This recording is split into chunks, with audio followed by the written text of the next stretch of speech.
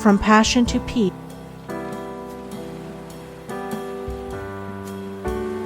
Temptation.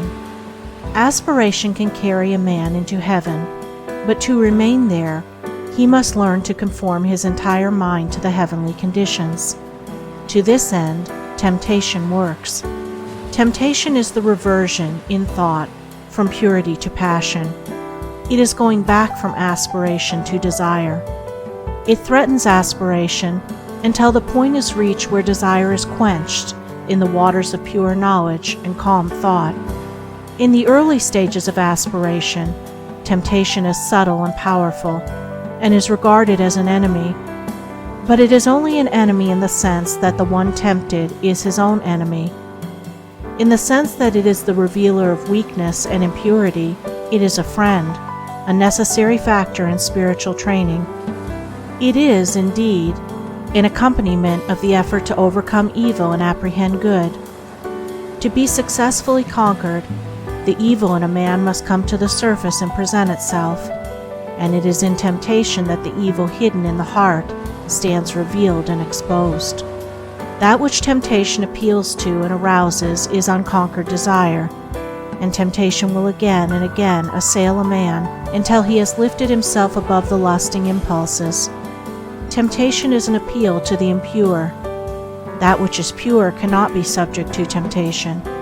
Temptation waylays the man of aspiration until he touches the reign of the divine consciousness, and beyond that border temptation cannot follow him. It is when a man begins to aspire that he begins to be tempted. Aspiration rouses up all the latent good and evil, in order that the man may be fully revealed to himself. For a man cannot overcome himself unless he fully knows himself. It can scarcely be said of the merely animal man that he is tempted, for the very presence of temptation means that there is a striving for a purer state. Animal desire and gratification is the normal condition of the man who has not yet risen into aspiration. He wishes for nothing more, nothing better, than his sensual enjoyments, and this, for the present, satisfied. Such a man cannot be tempted to fall, for he has not yet risen. The presence of aspiration signifies that a man has taken one step, at least, upward, and is therefore capable of being drawn back. This backward attraction is called temptation. The allurements of temptation subsist in the impure thoughts and downward desires of the heart.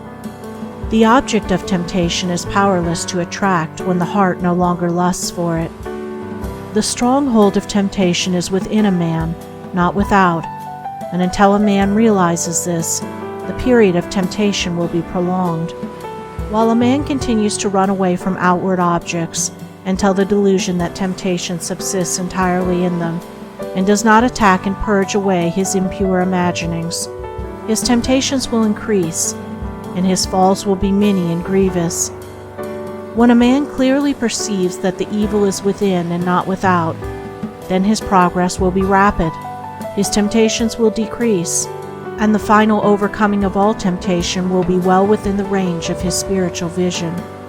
Temptation is torment. It is not an abiding condition, but is a passage from the lower condition to the higher. The fullness and perfection of life is bliss, not torment. Temptation accompanies weakness and defeat, but a man is destined for strength and victory. The presence of torment is the signal to rise and conquer.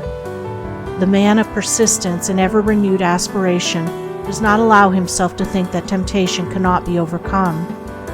He is determined to be the master of himself. Resignation to evil is an acknowledgement of defeat. It signifies that the battle against self is abandoned, that good is denied, that evil is made supreme. As the energetic man of business is not daunted by difficulties, but studies how to overcome them, so the man of ceaseless aspiration is not crushed into submission by temptations, but meditates how he may fortify his mind. For the tempter is like a coward.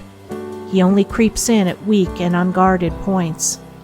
The tempted one should study thoughtfully the nature and meaning of temptation, for until it is known it cannot be overcome. A wise general, before attacking the opposing force, studies the tactics of his enemy. Likewise, he who is to overcome temptation must understand how it arises in his own darkness and error, and must study, by introspection and meditation, how to disperse the darkness and supplant the error by truth. The stronger a man's passions, the fiercer will be his temptations. The deeper his selfishness, the more subtle his temptations. The more pronounced his vanity, the more flattering and deceptive his temptations. A man must know himself if he is to know the truth. He must not shrink away from any revelation which will expose his error.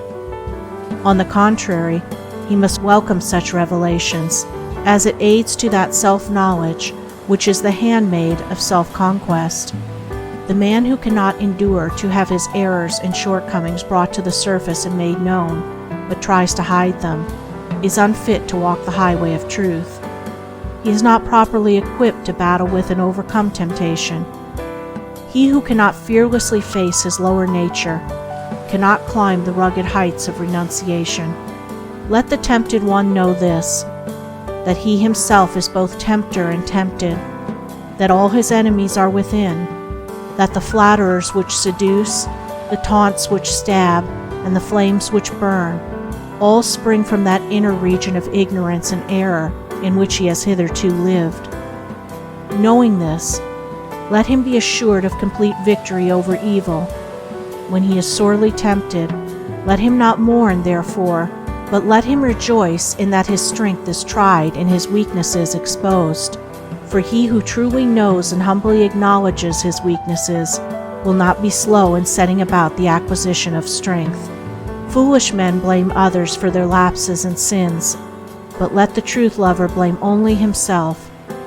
Let him acknowledge his complete responsibility for his own conduct, and not say when he falls, "This thing," or "such and such a circumstance," or "that man was to blame." For the most which others can do is to afford an opportunity for our own good or evil to manifest itself. They cannot make us good or evil. Temptation is at first sore, grievous, and hard to be borne, and subtle and persistent is the assailant. But if the tempted one is firm and courageous, and does not give way, he will gradually subdue his spiritual enemy, and will finally triumph in the knowledge of good. The adverse one is compounded of a man's own lust, selfishness, and pride. When these are put away, evil is seen to be naught, and good is revealed in all victorious splendor.